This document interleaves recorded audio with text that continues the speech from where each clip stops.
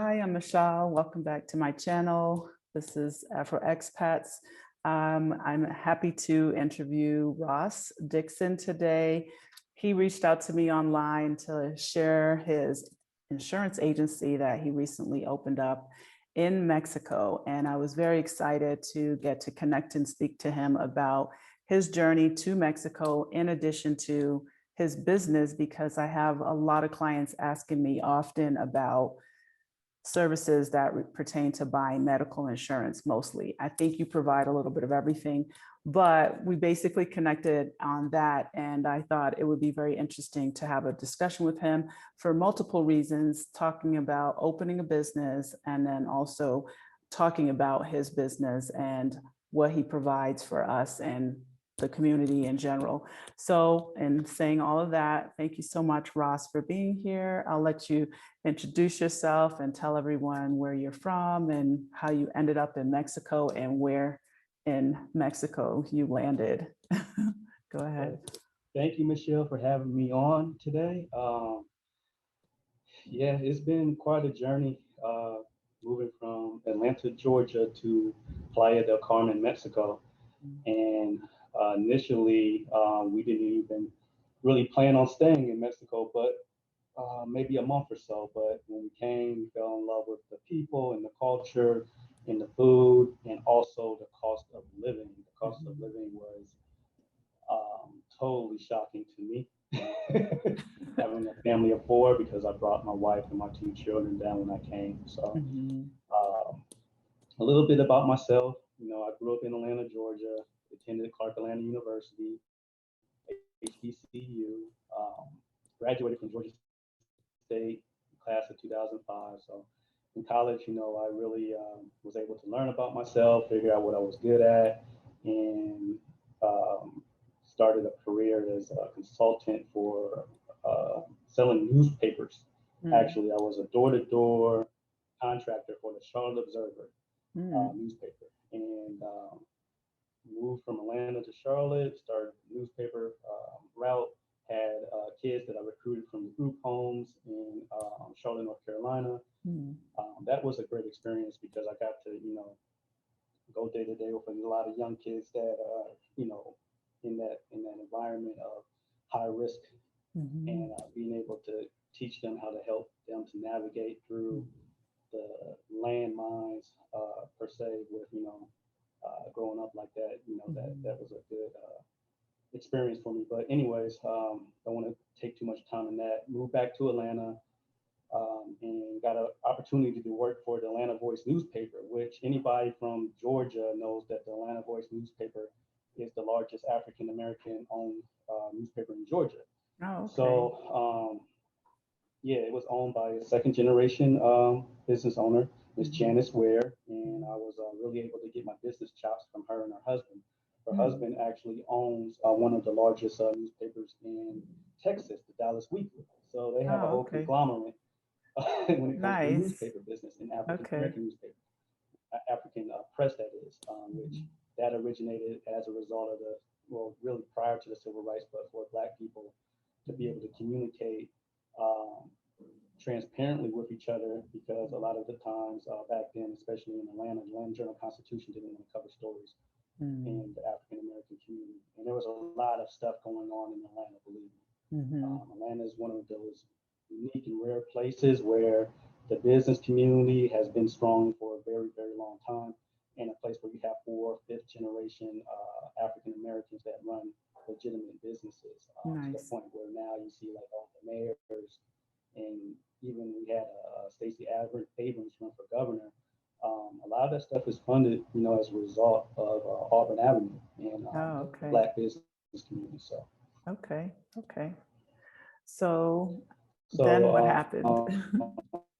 You know, when I was working with, I'm just going into it, working with the Atlanta Voice newspaper, I was able to network with a lot of business owners in Atlanta, and for them, I was working in the advertising department, and that's where I created a foundation to like start my own marketing consulting firm, which I opened back in 2009.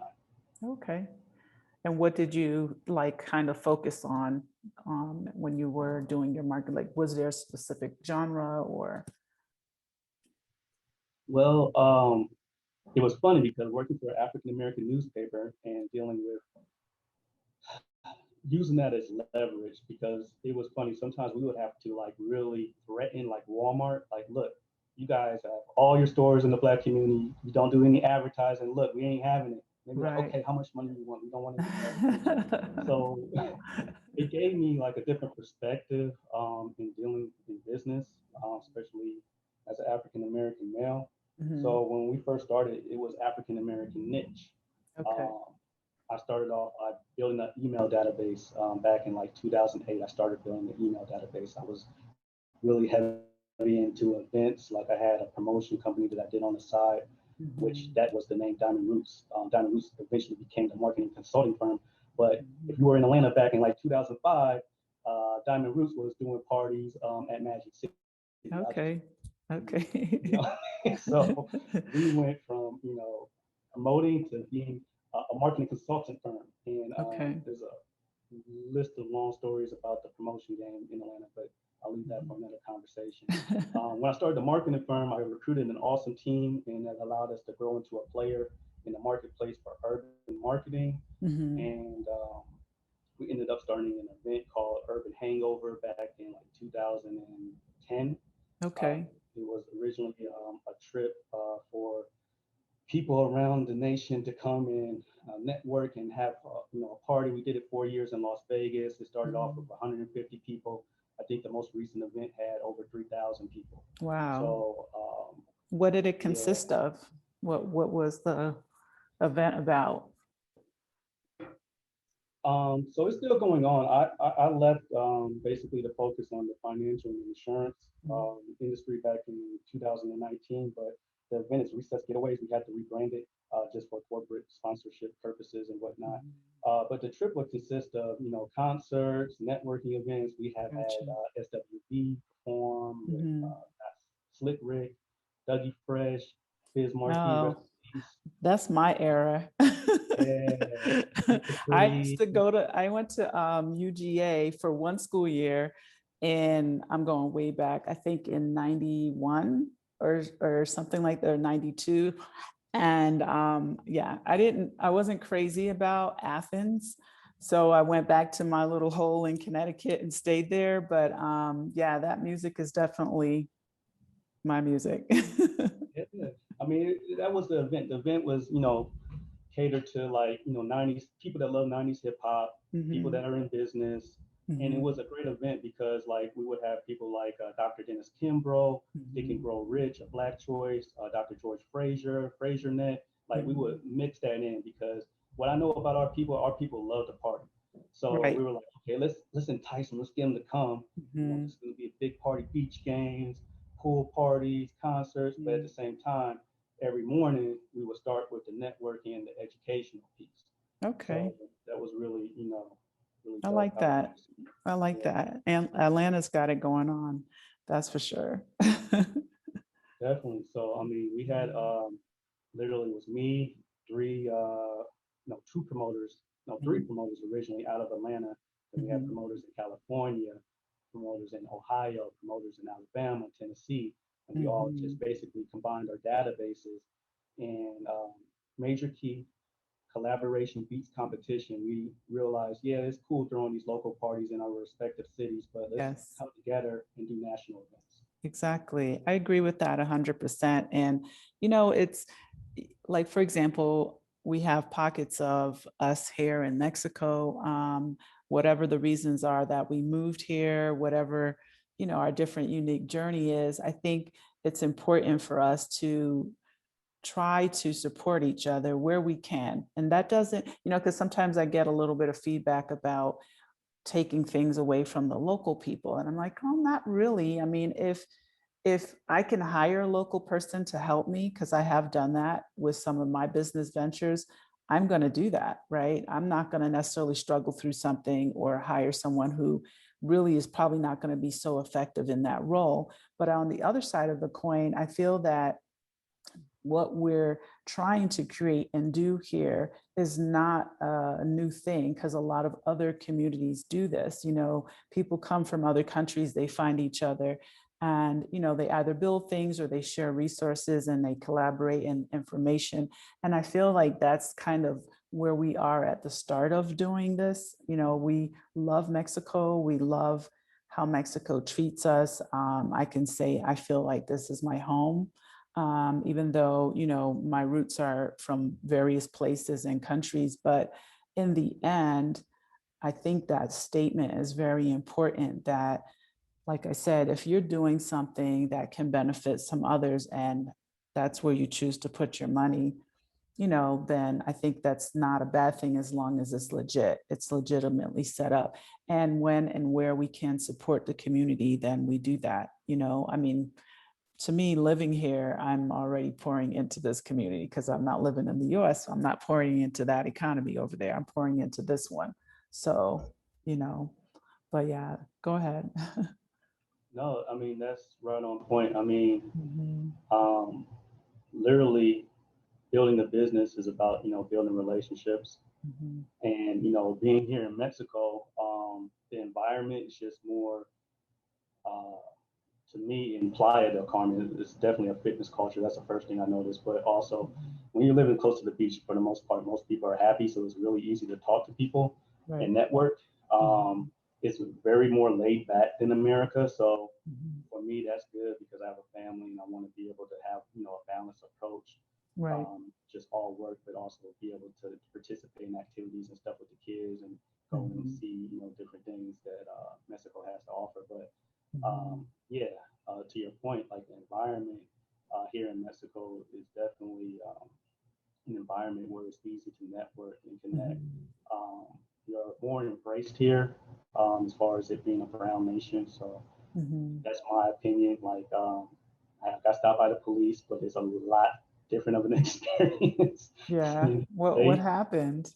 Being Well, I nosy. mean, I was walking. It was Friday. I was feeling good. Oh, So okay. I was going to get some dinner for the family, and I had a little mescalita while I was walking to the restaurant. And Oh, they was like, okay. "Hey, look, you can't do that over here. You got to take that to Oh, Fifth Avenue." I'm like, "I'm two oh, streets from okay. Fifth Avenue. Come on." Anyways, we worked it out, and everything. Bygones be bygones. So Right. um, it's part of it. I mean, no country is perfect, Right. but I definitely feel like being a person like you said that's trying to contribute to the society and Mhm. also network. The landscape is vast. It's a blue ocean out here. A lot less competition. Um, Yes. in Atlanta, everybody navigates there for business, so Mhm. it's very competitive. So Right. like being able to, kind of know like, oh, I'm in this place and I got my whole space. There's Right. maybe two or three other insurance brokers in Right. Mexico that look like Right. me. Maybe. It's cool. I don't know if you know, tell me, but Right. for the most part, I haven't seen any yet. I really haven't actually. In San Miguel, there aren't a lot of us, and the few that there are, I feel like we've all kind of gotten here and we've become entrepreneurs of some sort. One of my closer friends that I met when I first came here, she actually owns a co-working space and she is a wealth of information. But it's just kind of interesting to me because there are only a few of us. And I think that it's nice to meet, and me actually doing these interviews, I'm meeting more people that are spread out through Mexico. And a lot of them are doing their own thing, so I agree with you that the opportunities definitely exist.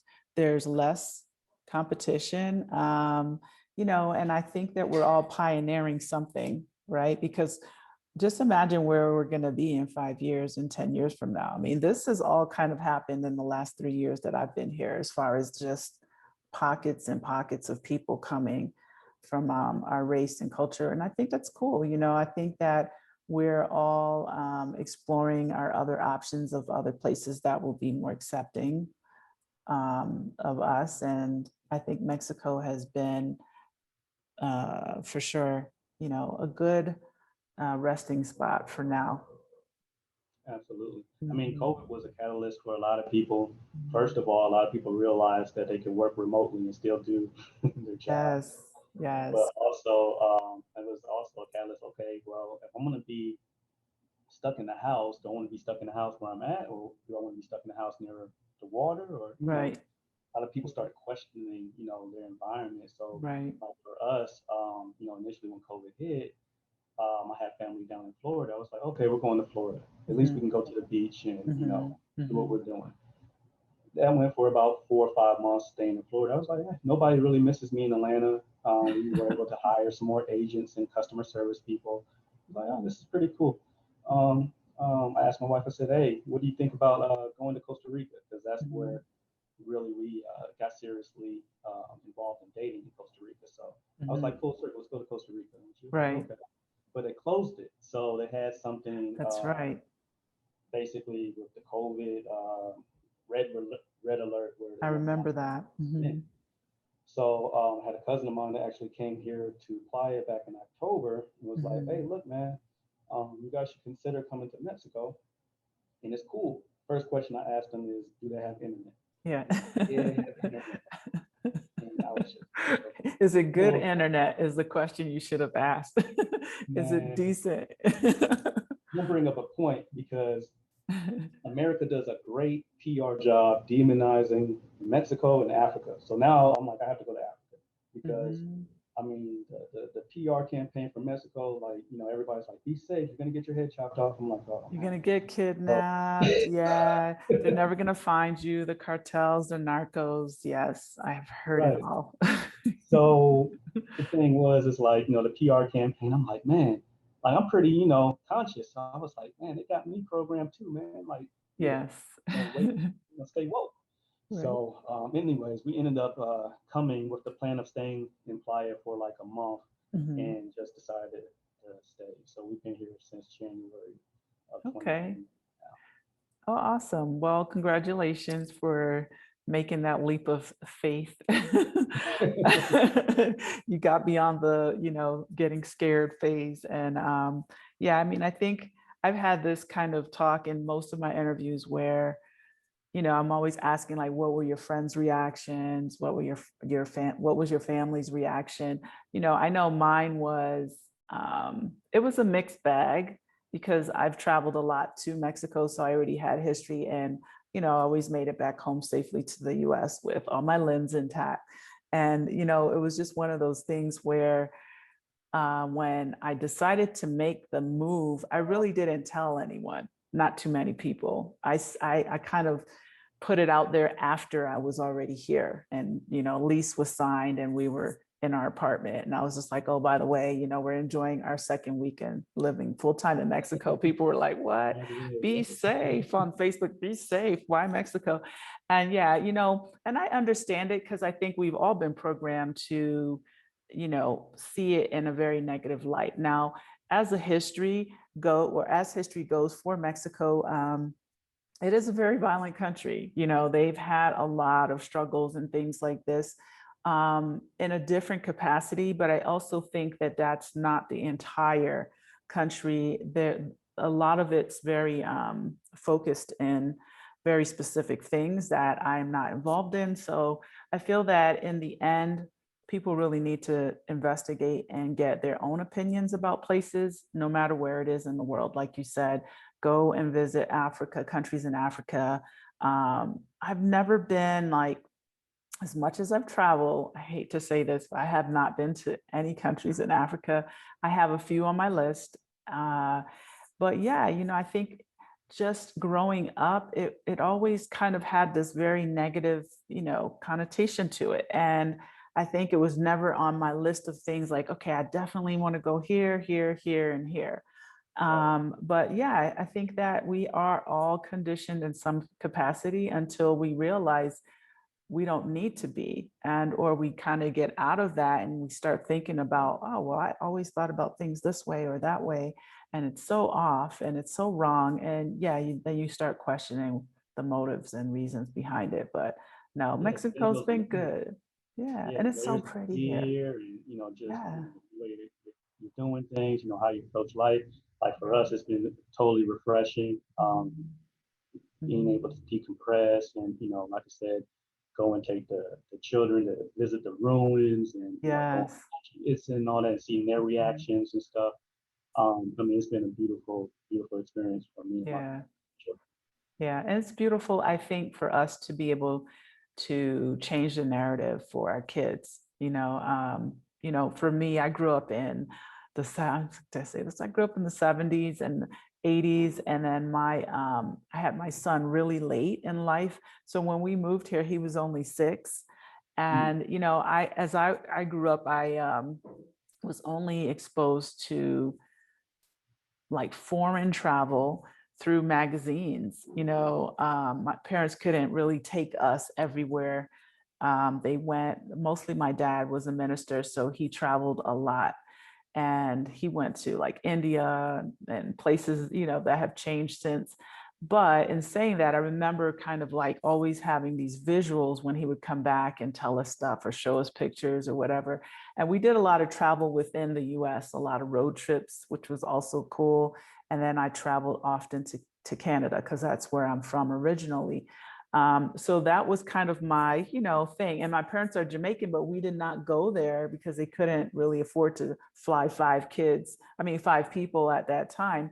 So long story short is I am so excited that I can give my kid this experience at a younger age. I really did not start doing serious travel until I was in my early 20s. And, thankfully, I'm grateful that I was able to really explore a lot of parts of the world and, see a lot of different countries and really have like this viewpoint be morphed into something different than what it was. And here I am now in Mexico. And a lot of those things led me to making this decision and also wanting something different for my kid. And I think that in 2021, the opportunities are endless, for us to give them something completely different. I don't know if your kids are already kind of doing a little bit of Spanish, but when they do, they are okay. It's such a beautiful thing, like I hear him talking to people and I'm just looking like, wow, he speaks better than I do. Sometimes I ask him to translate things to people or whatever, but it's just a beautiful thing. And I think that, we start to see how this can really make an impact on the future of us as Black people. You know what I'm saying? And I think that that's a beautiful thing. Yeah, and I'll add to that. I mean, Black people, brown people on the Western Hemisphere, the majority of people that are Black and brown speak Spanish. So Right. for the longest, being an American, like, oh, but Brazil has a huge population. Yes. I mean, they speak Portuguese, of course, but Hmm. I get the gist of it. There's a lot of people on the Western Hemisphere that speak Spanish. So giving the kids an opportunity to learn at an early age Hmm. just puts them in a space when they get older that they have a bigger platform to do business and to Exactly. network with. So Exactly. I think that that empowerment at a young age and realizing that there's America's huge. You got North, South, Central. There's a lot Exactly. of opportunities out here. And there's a lot of people Mhm. that want to do the right thing. I mean, just like I'm here, I have some people that are from Mexico working with me in the insurance space, and Mhm. and they're like, man, like this is great information. Me, I personally, I love sharing information. Like that's Right. what I Me do. too. So, Me too. being able to empower them and then get them to the point where they're able to make some money on and grow their personal stuff as well. I mean, that's Mhm. what it's all about for me. Absolutely. So since we're talking about business, tell me like about your journey to doing insurance. I guess you started in Atlanta and then decided to bring it over here to Mexico. Yeah. So backtrack. So at the time leading up from me pivoting out of marketing into Mhm. insurance, I was consulting for Nationwide and Farmers Insurance, Mhm. and one of the tasks was that I was consulting Nationwide agents to help them acquire books of business Mhm. from other independent agencies and business owners looking to sell their insurance book of Mhm. business. So I was interviewing prospective brokers that were looking to sell, and I was able to learn the end game in the business of insurance. And I Mhm. just saw the opportunity to build a legacy with an asset. Perpetuity is big too when it comes to business. Mhm. That was easily transferable. And in school and college, I was taught on how to be an employee and a debtor, but I knew, financial literacy was key to business and expanding a person's business. And being an individual in Atlanta me personally, I never had the resources growing up and understood the value of information. I know I wanted to be a resource of information to my community. So, especially my community I grew up in. So I think my passion has grown since I gotten into finance and insurance, in the sense that I love sharing information about financial literacy. And it's led me to studying and acquiring my Series 6, 63, and 65 licenses in America. So I'm FINRA registered to acquire more knowledge on how individuals and business owners can build intergenerational wealth and mitigate their risk while doing it. So saying all that, there's a book called Rich Dad Poor Dad, which I know everybody has probably heard of. We have a quadrant. We have ESBI, employee, self-employed, business owner, investor. So we all start off usually in that E, and then we're grinding. We're like, okay, we got to save some money. We got to do something so we can be in the S. We can be self-employed. So I've been self-employed pretty much probably about 13 years now. Okay. So like my transition is, okay, I'm trying to get from S to B and I. So I need to find opportunities to invest in, and I need to figure out how to build my businesses into systems so I don't have to be there. Right. So if I want to go on vacation for a year, the business doesn't fall apart. Right. So I took that really serious, and I started studying, read a lot of books, Reginald Lewis, White Guys Have All the Fun. That's one of my favorites. But yeah, I just studied and, really, because we don't really have resources in our community. So you have to read books and then try to talk to a few people that will share information as far as taking a business from, the bottom. I'm talking about without like money, without capital, and build it up to, saying something that's sustainable beyond them, their lifetime. So, just studying that has, pretty much prepared me to be able to, leave Atlanta and feel comfortable that the business won't fall apart there. And now we're in the process of launching the Mexico branch. Okay. So it'll allow me to better service my insurance clients in Mexico because I'm familiar with, insurance pretty much for the last 7 years. Okay. So how's that experience been for you so far? I know you haven't been here very long. I know that you're kind of in the process of launching and setting it up. How's that been? Are you going to, I don't know, have a space, or you just kind of work from home for right now? And if people were interested, is this insurance being written via the US? Well, basically, I'm starting over. Okay. Okay. Starting over because I'm building a new business here in Mexico. So first thing, I had to do was humble myself. It was crazy how the opportunity took place because I was actually looking for a place to move. My wife was like, hey, look, I'm tired of kind of living here. I want to see if we can find a different place to live in. So I one day rode my bike literally 3 miles and met this lady on the other side of the bridge. So if you know in Playa, you have everything on one side, which is Central, and then you have everything on the other side of the bridge. Yes. So I rode the bike from Central to the other side by the Sears. Okay. And I met a lady there that showed me her apartment that she had for rent. And it didn't work out because they had a pool on the roof without a glass partition, and I had kids, and I was like, this is crazy. And now we got to get used to that. I was the same when we moved here in our complex. They have a couple pools, but none of them have any fencing or anything. And that's just a must have in the US. It's a law required by the law, and here it's just it's right in our our backyard kind of. And I was just my dad's got to learn how to swim better, because he knows that I was always do not go by the pool, don't run by the pool, don't fall in the pool. Yeah. So yeah, didn't work out. It was more adventurous in a lot of different ways. The cenotes, great experience. Yes. But I was saying, I met the lady that was renting the apartment, and she actually happened to work for Novamar, and she specialized in yacht insurance. Oh, okay. So got to talking to her. She, you know, asked me if I wanted to come work for her, and she didn't really speak good English. So I was like, let me figure this out. So I did some research and I reached out to Novamar, spoke to like actual vice president of the company. He did his research on what we had going on in the States and was like, okay, you're good to go. And Okay. basically gave us PDC, Mhm. Tulum, and Puerto Morales area. Nice. Okay. We got some territory now, and you know they feed us their leads that come through their website, and I go Okay. out and speak out, you know, people as well.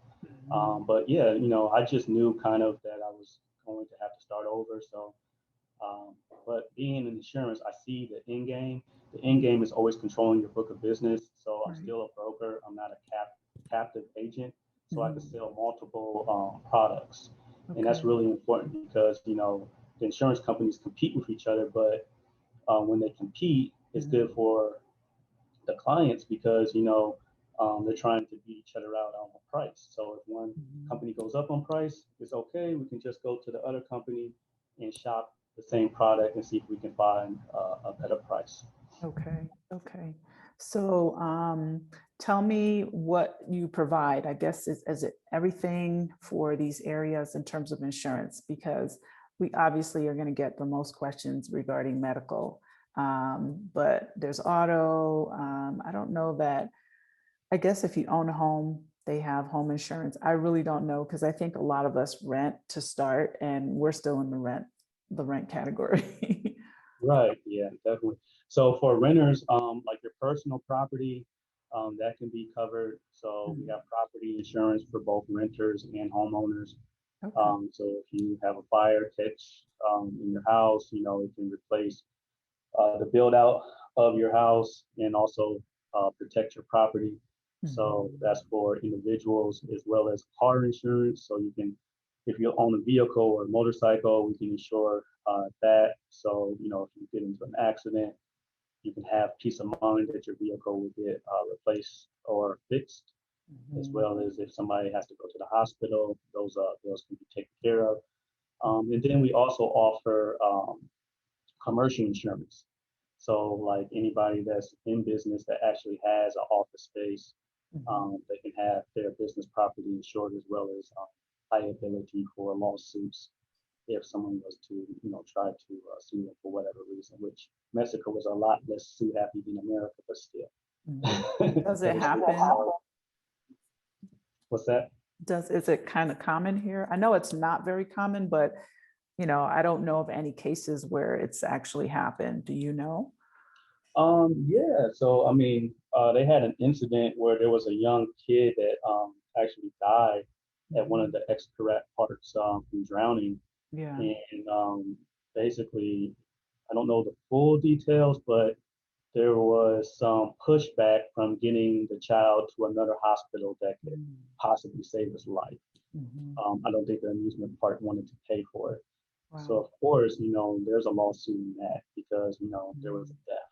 Right. But typically speaking, unless somebody's going to the hospital, they're probably not going to press charges against you. Okay. Okay. And how do you find comparative wise? And I kind of already know the answer to at least the auto portion and medical, but just kind of from your business perspective, the cost for people, so people can kind of understand that you can get pretty good insurance here, medical especially. That's always a concern for people Oh, moving to Mexico, that it's actually affordable. oh, definitely.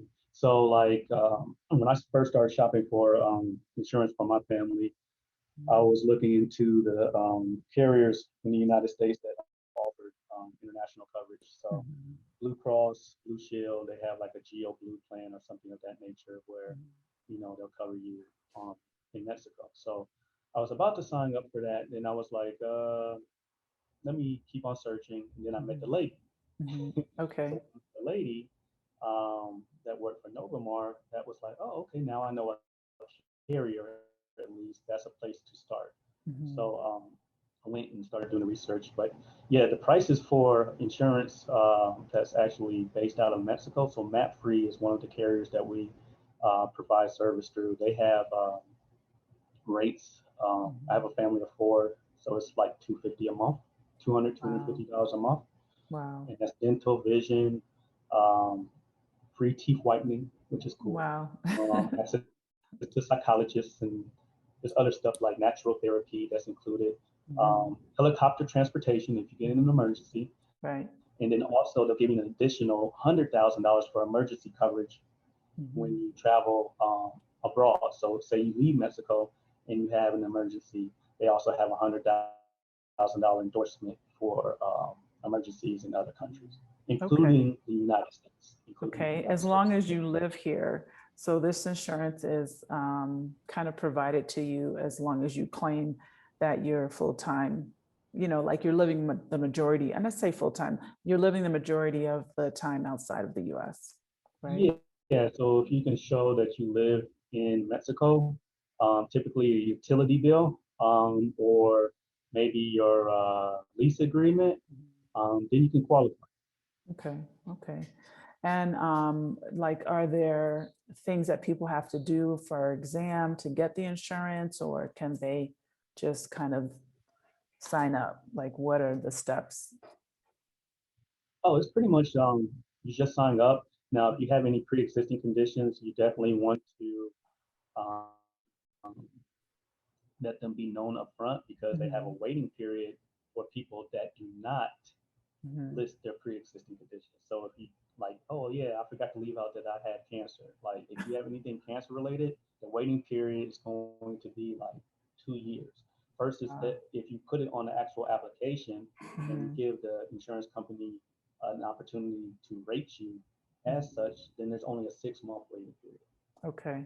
So yeah, so disclosure shortens the actual waiting period for you to be able to have pre-existing conditions covered. Okay. And what is the normal, like, so if you're saying the waiting period, if you said, I do have a pre-existing condition, or is it just a waiting period in general? Right. So like let's say you had diabetes and you put it on your application that you had diabetes, you would have to wait 6 months before you could get coverage towards your condition. Okay. Now, if you didn't disclose that, then you might have to wait 2 years. Interesting. Okay. They So have to cover basically it they like that. wouldn't pay for something if you kind of, you know, said, oh, suddenly I've been diagnosed with cancer. Okay. Right. It's just like life insurance. Like a lot of people like, oh, well, I'm not going to put on here that I smoke cigarettes, but when they do, you know, if they do an autopsy and they find out that you smoke, then they're going to basically retract the rate that they gave you as a non-smoker and give you the payout or the death benefit to your family as a smoker. So they'll still pay it out, but you're just going to get less. Gotcha. Okay. And what about, since you mentioned life insurance, because I remember asking, or it came up in a conversation with the agent that I mentioned to you before the interview. And before that, the guy said that it's not possible. Well, he said you can get life insurance. However, you had to show that you had at least, I think it was $2 or $3 million US dollars in assets. I don't know if this is the same thing for you. I don't know if you guys provide that at all. We do provide life insurance. So we have different carriers. So I'm actually still learning which carriers offer what. But if they're from the States, we can definitely insure them through life insurance that would also cover them if they were to have an accident or have their demise come in Mexico. But yeah, I'll have some more information in the future for life insurance specifically for the Mexican carriers. Okay. And as far as auto goes, like how's that kind of set up? And just, you know, I feel like people should understand that. Okay, so let me step back a little bit, because I feel that here in Mexico, it can be highly unlikely that if you got in an accident with someone that's maybe a local person, not everywhere, but a lot of times they don't carry coverage on their vehicle, you know, because it's expensive and sometimes people just can't, you know, afford it or keep up with all the things. Like I've heard a lot of different stories about, you know, people just don't pay like maybe the taxes, or they don't get the emission testing done, because that's kind of required, at least in the state I live in, every 6 months, so twice a year. So there are a lot of like things that people just don't do because it's not within their means, or they just don't do it because it's not enforced. However, if you do have an accident or an issue, I think it then becomes a bigger issue and a bigger problem. I find the insurance here to be very affordable. And I'm just wondering, like, what kind of, like, for example, when this guy hit our car, I think it was a year ago. And luckily for us, he had insurance. And the whole process worked very differently in terms of the accident. So I was sitting on the side of the road trying to call the police, flag police down. They Right. just don't do a police report. It's not, and I don't know if it's the same in Playa, but they don't involve the police in general. I think if it's something more serious, maybe, but it was just a, car accident. But I didn't know I had to call my agent, have them send an adjuster to the scene, and that adjuster chats with the adjuster of the other car if there is one. And in Right. our case, there was one, and it was just this whole different process. I don't know if you share that with people, because I remember saying to my agent, like, why isn't there a brochure that kind of gives me the steps as a foreigner? I mean, maybe that was me kind of coming outside of my little, thing, like, oh, I should know about this. But she was explaining to me, look, it works differently in Mexico. So I'm just kind of wondering, like, is that kind of the same situation in Playa? Because I know from state to state, things sometimes change. The rules sometimes change. Yep, and that's pretty much how it is. We're all learning through experience because Mhm. things are different here. Mhm. They're similar, but they're different. Right. So the way their processes work, like you said, the adjusters had to communicate with each other and then Mhm. come to a conclusion as far as an agreement, like this is what we're going to pay and all of that, Mhm. versus the actual police report giving guilt to somebody in the situation. Right. Um, yeah, that's a lot different in Yeah, America. very, very different. And, we're used to calling in a claim and possibly getting a car. Since we're talking about, I'll share that this is how it went down for me was, my brain was stuck in the US, and someone hit us. So it was, you get that trauma where you're like, oh my God, and your heart's racing and you're just like, what do I do? I don't speak, Spanish well to call the police and explain or whatever. The guy was cool and it worked out fine. But in the moment, I remember thinking, like, are they going to come and tow my vehicle? And that didn't happen. And I'm not saying this wouldn't happen, but it didn't happen because they did not deem my car to be in such bad shape for here, because the whole front end thing was literally on the ground. And can I tell you that they whipped out duct tape and taped it up? They taped it. They taped it up in the end. And we were out there for hours. I'm talking like 3 to 4 hours out there waiting. For you. Hmm? You The take adjuster, the adjuster. yeah, the adjuster, I think for the other guy, I can't even remember. We had our adjuster and then his adjuster came much faster than ours. So ours was out of Querétaro, which is about an hour away. And I wasted about an hour and a half waiting for the police to show up. So I didn't really know what to do.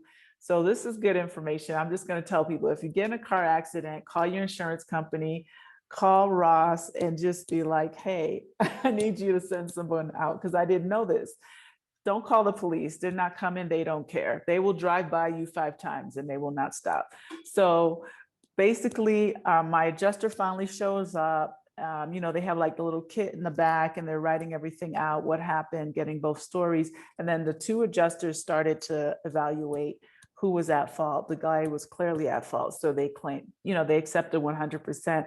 But I thought that I could then call a tow company, take my vehicle to a local means San Miguel de Allende body shop, and leave it there and possibly get a rental car.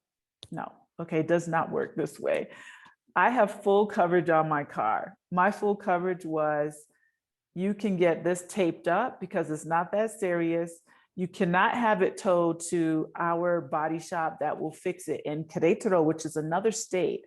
Apparently, the tow companies do not go over state lines. Who knew? And they did not want my vehicle sitting at the body repair while they were waiting to get the parts and the pieces. So I remember setting up this appointment where, first of all, I had to take my car and I was driving it around. It had duct tape on it. And so duct tape is getting a plug here because it stayed. It stayed in place, even in all our cobblestone bumpy roads in San Miguel, because it's an older city. It did not come loose. And then like 1 or 2 weeks later, they said, okay, bring it in. And I'm like, okay, so I'm driving it around with duct tape. They said they don't give vehicles for rent unless it's total or stolen. So the vehicle rental thing, nil and void, at least here. And then I had to make an appointment to bring it to Querétaro. And when I brought it to Querétaro, it was just for them to evaluate it. They didn't tell me this. They were telling me to bring it in so they could see what parts and pieces they need and then drive it back to them on a later date. And I didn't know that. So I went there with a friend who was waiting in her car so I could leave it. So we ended up coming to the agreement that I would leave the car there. And so it was a whole process, and it wasn't really that bad. It was just the lack of knowing how does it work. So this is Insight. I'm sharing my accident car story with you guys. So if it happens, don't get mad. Just be happy that you're okay. If you're okay, hopefully knock on some wood. But I don't know if they like kind of explain all of that to you as an agent, so you can kind of pass that on to, because we get insurance, we get it because we want to make sure we're covered, but I think we don't always think about what to do in Mexico, right? What happens in Mexico is very different. Right, it's very different. Even with emergencies on the medical side, like they want you to call in advance if you can. So the actual health insurance carrier can negotiate the prices and terms prior to you getting there. Wow. So they'll reimburse you if you don't do it. So like say it's an emergency where, time is of the essence, you can't call. Well, yeah, what they'll do is they'll ask you for maybe, I think they said the deductible was about $300. Okay. And then after that, then the insurance company will, take care of everything. But yeah, just the processes of what to expect, that part right there, especially for me being an American, like it kind of hits home because like I'm using, the actual insurances that I'm buying and selling. So like I'm learning like, hey, how do I use this if I need? So yeah, purchasing them for myself and my family, I'm learning it, and I'm also asking more details because sometimes it's like, okay, you told me that, but it's not all the way clear because of this. right. So yeah, that part right there is, just being able to ask the right questions. But me being in the industry for a long time, I can kind of identify those things up front before a client actually signs up, so that way there's less surprises. Yeah. Of course, there's always going to probably be some little thing that detail. Yeah, I mean, the little thing is not an issue. I think what I said to the agent here, because she does deal with a lot of expats, I said to her, this would be my recommendation from a customer to, the provider would be just do a little brochure. Like if you get in an accident, this is what happens. To me, that doesn't cost anything. That's like pennies. And then, they feel like, oh, okay, I'm equipped. You know what I'm saying? As opposed to it happening, because this is what happened to me. And I like wasted a lot of hours standing on the side of the road, waiting for this to happen, didn't know. And of course, I wasn't able to fully communicate with the other guy. And we were kind of mad. So we were just kind of like, he was doing his thing and his adjuster showed up like this.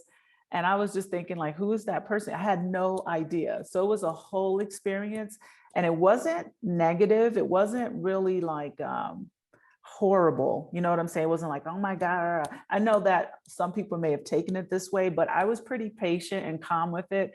But I remember feeling like oh, if I just knew this is how it worked. And I remember saying it to her when I got to Querétaro, because by the time I got to Querétaro, like 2 weeks later with duct tape and all this other misinformation or lack of information, I said, you know what, maybe you could just put a little brochure together. I said, I can even type it up for you and then you can have it printed. And then, when you give me the policy, just attach that and say, hey, if an accident happens, do this, call us. This is how it works, blah, blah, blah, blah, blah. And do it in both languages. Do it in English and do it in Spanish. I don't know. Yep. Just saying, Ross, that's for you. Gotta put in automation, baby. Hey, creating the systems. So Make it that's a tool right easier. there. You have Yeah, to because a system in client place. will feel like, you know what, I knew exactly what to do. My insurance provided me with my cushion and I didn't have to figure things of bits and pieces out. I mean, when I lived in the US, I was with Amica Insurance since 1997 all the way to 2018 because I'm telling you, their customer service was just amazing to me. I never, even in little accidents I had, I don't know, they had the best rates, they had the best service. I never had a struggle with them, never. So, people will stay dedicated to a situation if they feel, they've got everything and it's covered. And I got all the information I need and I don't have to worry about it. So just 2 cents worth. No, that's a great point. Like value in advance. Like Exactly. you want to provide as a business owner, entrepreneur, value in advance. So Mhm. like having those things prepared for your clients so they can know that you're investing in their peace of mind. That's Right. major key. Yeah, especially here with the language, I think sometimes we just get scared, It's kind of like, okay, we walk and do things, I think for the most part, under the radar. And when I say under the radar, it doesn't mean we're doing things that we're not supposed to, meaning, we figure out our little routines, where's the grocery store, how to pay this bill, and we stay. But if anything seriously ever happens, it can be very like nerve-wracking because then suddenly you realize I'm not speaking the best, clearest Spanish, and people are, you know what I'm trying to say. So I think that any step along the way where things can be kind of understood well, then it's not this big a deal, because a lot of times it really isn't. It's just that the circumstances sometimes can set you in a space where you're like, oh my God, I feel so vulnerable right now. Yeah, definitely. I Mhm. mean, that's the major thing here. Like you want to learn the language, Mhm. embrace the culture, learn the language. I use Duolingo. We hired an Yes. instructor to come twice a week. But I Mhm. mean, I think that's really important that people Me too. realize by coming here. Yeah, it's cool, and you can still get around, but you want to really, um, you know, take the time to try to learn the language if possible. Exactly, exactly. So tell me a little more about like once you got here, how did everything kind of pan out for you, your family? How's it for them adjusting to Playa? I mean, it's probably not a hard place to adjust to. Yeah. So when we came, like I said, my cousin, he was actually already here, Mhm. and he found a place which was probably about 3 blocks from where he's at. So we're smack dab middle of Central. We have a pretty nice sized place, Mhm. and we're across the street from the grocery store.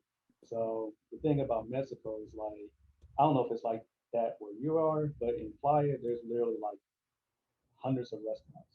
I mean, Mhm. I have Yes. no idea how all of them are able to stay in business because they all, Yeah. majority of them sell the same food. But I mean, the cost of living, I mean, taking out a family of four to eat in the States, and you're going to spend close to $100 on Mhm. most occasions. But Mhm. I mean, here, I mean, I'm talking about appetizers, entrees, two Mhm. drinks, $30. I'm like, yeah, this is absurd. Like, It's so heaven, it's paradise and Playa. yeah, so like in Playa, like being able to eat delicious food.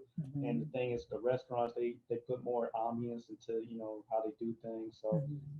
it's an experience at a lot of the restaurants, like live music and landscaping and plants and flowers. I mean, it's just nice. So Yeah. that part we were able to adapt to fairly quickly. So the biggest thing with us, because we have two kids in elementary school, Mhm. was the virtual learning. So because of COVID, they had virtual learning last year. So Mhm. being able to have them set up here in Mexico, and then Mhm. also to make sure that they're doing what they're supposed to do. In the Yeah. beginning, it was difficult, especially with me being running the business, and then my wife, she's Mhm. a day trader. Mhm. So we were like, man, like how are we gonna do this? Because we have young kids; they're 6 and Yeah. Okay. 10. So Mine is like, 9, okay, so I know. yeah, the process, like I came and got my own studio, so I found me a little studio, which is where I'm working out of right now, Mhm. in Central, about $350 a month. Nice. I have no shame in saying the price because I was like, 350, yeah, give me that. You're Give me like that. peace of mind, 350. Here Right. you So, go. and Yes. then when family comes in town, they have a place to stay. I have a place to work, have peace of Nice. mind. And then Mhm. we just started networking, relationships and collaboration. So we were able to meet a nice lady, hired her as a nanny. And Nice. I mean, that's the thing about Mexico. I mean, the cost of living is great. I mean, Right. there's a lot of luxuries and stuff that sometimes, in America, you're like, man, like this stuff adds up. But in Mhm. Mexico, you can get a lot more bang for your buck. Oh, for sure. I say that in almost every interview. And I also want people to understand too that, the cost of living is a half, sometimes a third less. But I also want people to understand that even if the place seems for your budget unattainable, because sometimes people get a little weirded out when they hear like a specific area is a little more expensive, you can still find something in that space or that city that's going to be within your budget. I think it kind of comes down to, all right, what kind of living are you expecting to have as well? So I think that no matter where you're coming from and no matter what your budget is, I feel that living here makes it easier for you to survive and have a better quality of life. So, and you don't need as much. Like in the US, I think people want to translate this big salary to living well in Mexico. You can still live well on less here Oh, and absolutely. still have a lot of access to a lot of things that you would not have in the US, even if you had more than whatever you left with. You know what I'm trying to say? Like I had occasionally a housekeeper when I lived in Florida, and that was because I would be so swamped and so tired. And I'm like, okay, just make that investment because that's what it felt like sometimes. And here it's very different in this regard. So I think, thinking outside of the realm of making the exact dollar to dollar comparisons, you get way more, like you said, for your money here, eating out. I think we eat out too much because it's so easy. But that's the thing. Also, like we live in an area where we can walk everywhere, so like it evens itself out because we're walking, we're getting a lot more exercise. Mhm. The food doesn't have GMOs in it, according to Right. what I've read. Not So as much, right? not as much, right? But yeah, just quality of life. I mean, that's what made us like really fall in love with it. And then it's a 2 hour flight from Atlanta, so a two and a half Mhm. hour flight. So it's Mhm. not really that far for us to go back to the States and Mhm. visit family. So it was just a good fit. Felt like it's a baby step because like me and my wife always discuss like living in different parts of the world and stuff. Mhm. But Mexico was a baby step because it's still close and Mhm. it's not far, and there's still a lot of expats here. I mean, there's a ton of actual African Americans in Playa del Carmen. Like Yeah. they have community events literally like twice a week here. I see them Yeah, online. yeah, they're Rashid, is his partying and name they're Rashid? like they Yeah, turning up. partying like crazy. Yeah, I know. Yeah, I've been to Playa and that whole area a few different times. And yes, if I don't know. I mean, I think it's beautiful over there. The beaches, there's so much to do, like if you really are at that stage in life, like when I moved to Miami years and years ago, I really was in that stage. I was like, I want to party, I want to go to South Beach, whatever. I feel like Playa can give you that, but it also can give you the non-party thing. Like you said, if you maybe live on the other side of the bridge where mhm. life is a little bit more calm and chill, But yes, it can give you a lot, but it still also gives you Mexico, you know, because like you said, the You're supposed to know, like cenotes, the all the ruins, cities on the peninsula. I mean, you literally right? have from Cancun all the way to Belize. You got little Right, beach towns all along the way. exactly. And They're beautiful. beautiful. The ocean is amazing over there. So Yeah. I think people, you know, just pull a map out. I'm like, just look at the map and see how big it is. You know, there's like 32 countries. I mean, it's 32 states here, which I learned that when I got here. I knew it was a big country, but I didn't know how many states they had. So this weekend we're going to Zacatecas, which I did not know was a huge city. So I'm excited to see that. We're going there tomorrow. And it looks gorgeous. I mean, it's like 4.5 hours away. So we're like totally road tripping around Mexico. Yeah. North, that north or south? I believe it's north, Is it a going little back bit north? north. Yeah, I think it's a little bit north of us. Maybe I want to say it might be northeast. I could be getting that direction incorrect, but I think it's a little bit more north of us and a tad bit cooler as well. Because I looked at the weather, which I normally do not do, and I just show up and I have all the wrong clothes. So this time I'm like, we have very limited space because we're going with our neighbors, and we're all gonna, you know, clamber into her car, and I'm like, okay, I got to get it right. Just get the outfits or just a few things, and I was just online looking that up, and it's about 49 degrees at night and maybe 70 during the daytime. So bringing my sweater. Different than Playa. It's usually about 84 every day, Yeah. sometimes 89. But yeah, I kind of see that's the thing about Mexico. They have every climate too. Yes. I say that all the time. There's something for everyone. You want to live on the beach. There are tons of beaches, mountains, big cities, small pueblas. Yeah, they have everything for sure. I think you just got to do your research and also look into it a little bit better, you know.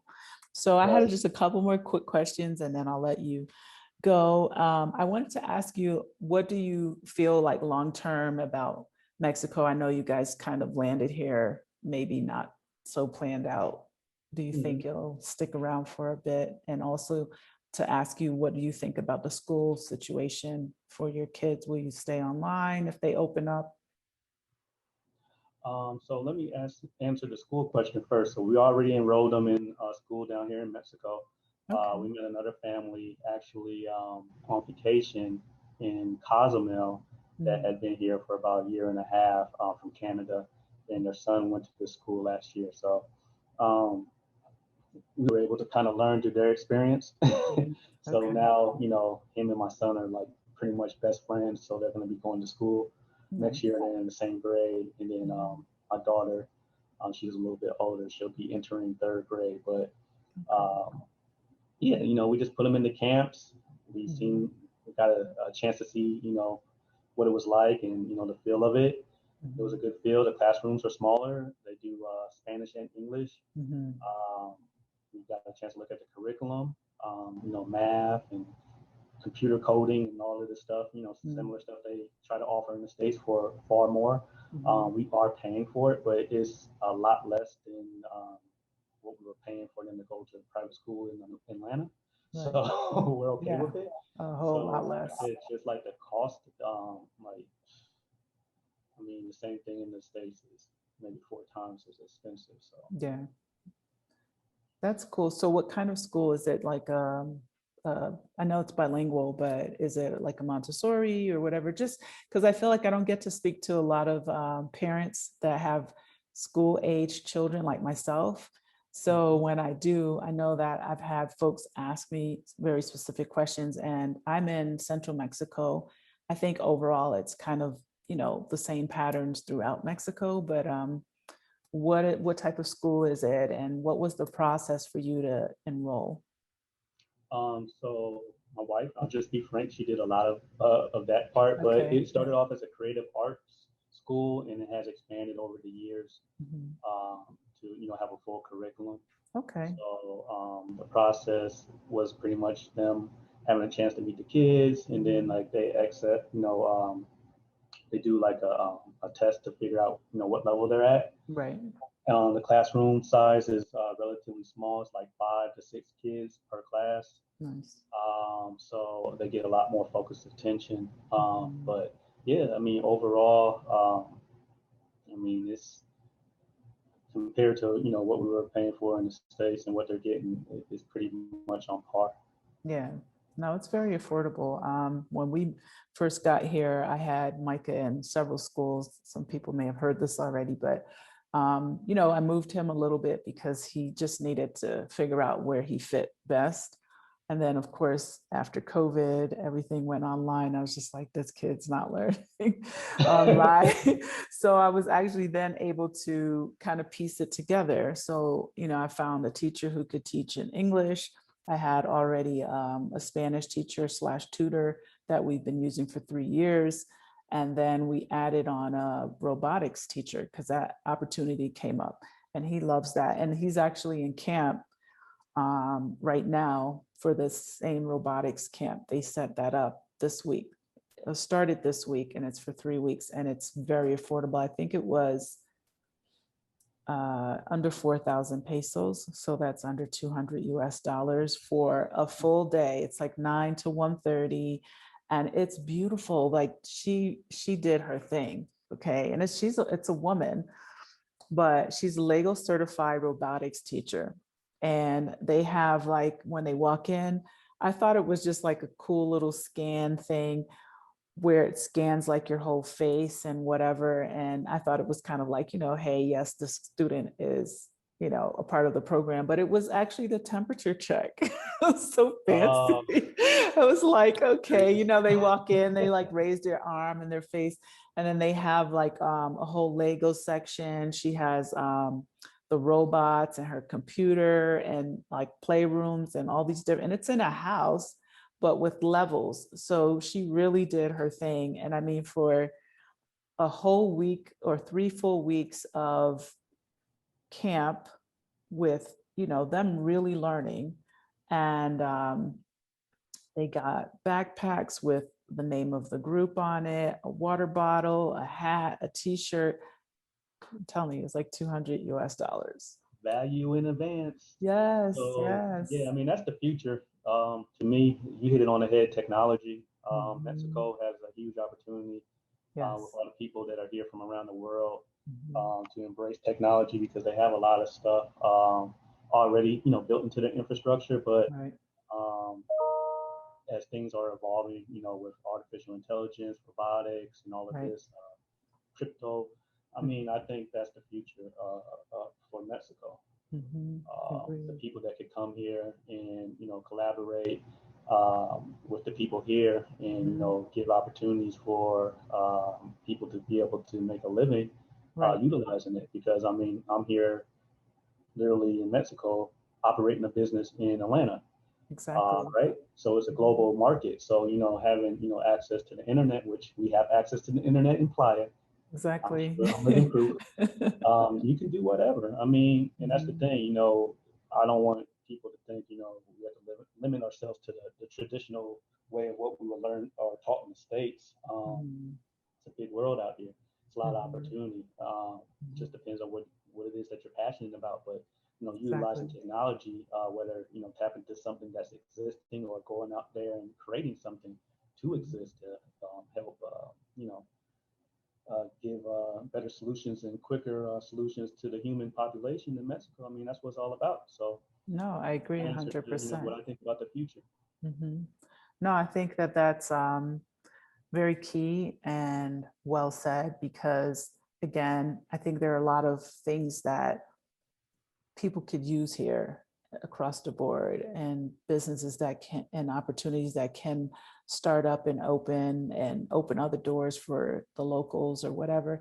And also for us to also realize that Mexico is not backwards in any capacity. I think that sometimes that might be the thought process that it's, really like impoverished and everyone's poor. And that's so not the case. There are so many like huge cities. I think that there are some challenges with the infrastructure of things. Again, that could be something too. But I've been able to find access, especially when it comes to learning, for my son, almost everything, taekwondo, robotics. If you're into sports, that's available. Art, uh, music, he's taking piano lessons, and everything is accessible. So I just kind of want people to understand, like, you don't have to come here and say, well, I can only afford to do these two things. And that's sort of how at least I was able to operate in the US, especially when I was a single mom, because I couldn't put him in camp and private school and this and that, because I just didn't have the capacity, financial capacity to do that. And I didn't really want to like sign up for all these things, because I feel like that also creates dependency when you start signing up for a lot of different things. So I was always trying to pave my own path for the most part. And, I put him in a very good daycare and VPK school and whatever. And then I was able to get him into a pretty decent kindergarten or elementary school. And then I moved here, and then suddenly lots of other things opened up for us where I was able to go beyond that. But the robotics thing started in Florida. He was maybe 4 going into 5, and they accepted him into this little program, and he never stopped talking about it. So I was very excited when this guy that I met here, he said, hey, I have a friend, because he would come by and help set up some of our electronic things in our house. And he was very intelligent with stuff like this, just very like natural at setting it all up. And he saw that Micah just had a knack for things. So when this woman came from Mexico City and moved to San Miguel, he said, hey, I have a friend. She's certified robotics Lego teacher, blah, blah, blah. And she'll come to your house with her whole kit, and she'll teach your son. And twice a week, we get 2 hours every single week. And I was just like, this is perfect, because it's COVID, right? Everything's shut down. And if she's willing to come here, so I found one of my neighbors' kids was interested, so they were doing this together. She was coming here, and when I tell you that the first level is 24 classes, and the stuff he learned is incredible. He built like this whole elevator thing with movement. They had a whole demonstration for other students to get them excited and enrolled for their summer camp. Yeah, I'm just like, this is amazing. Yeah. And it doesn't cost, it's not outrageous. I don't remember what that cost, but it was just like, one-to-one learning. I mean, really, where are you going to get this, right? Where are they coming to your house to teach your class kids? sizes like 2 and 6. Yeah. How many people are now? And Yeah. you're learning, 2 languages. I mean, that's the thing. I mean, it's just about exposure, Yeah. especially for young Absolutely. people. Yeah. The more exposure you can give to your children, the better. And once you figure out what they gravitate to, then you just encourage it. But Absolutely. you get a lot more bang for your buck. So I mean, the Absolutely. stuff that you would spend money on in the States, well, you don't necessarily have as much, so you can invest that back into your family, or Right. other investments if you're single or whatnot. Absolutely. Absolutely. Well, Ross, thank you again. I don't know if there's anything else you want to share about your business, or, how people, I'll definitely have all of your contact in the description, but if you want to just tell us all of your contact information, how they can find you, what you're offering. And then, like I said, in another message, we can talk some more about your other other business, Other ventures. other ventures. Okay. So with that being said, you can find me at www.rossdixonagency.com. Mhm. We're going to soon launch a Mexican branch website, so that will be providentialinsure.com. That should be up in about 2 weeks. Okay. You can email me at rdixon@rossdixonagency.com. Again, that's rdixon, rdixon at rossdixonagency.com. On Instagram, it's just Ross Dixon Agency. Facebook, Ross Dixon Agency, and Twitter, Dixon_agency. So You should know my name by Yeah, now. I got it. I'll include it no matter, and I'll also put it, in like a screenshot as well. But it'll be included in the description box. But I just, I'm here, and I hope that this is what the end results will be. As you said, you like sharing information. I like sharing information, but I also like bringing people together.